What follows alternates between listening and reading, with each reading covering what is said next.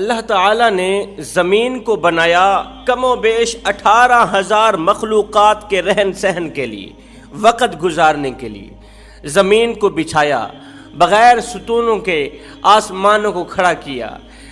اللہ تعالیٰ نے ان 18,000 مخلوقات میں سے مردوں عورتوں کو حضرت انسان بنا کر بھیجا، اشرف المخلوقات میں سے پیدا کیا۔ حضرت سیدنا علی المرتضیٰ شیر خدا کرم اللہ وجہ الکریم آپ عورتوں کو واعظ و نصیحت فرما رہے تھے۔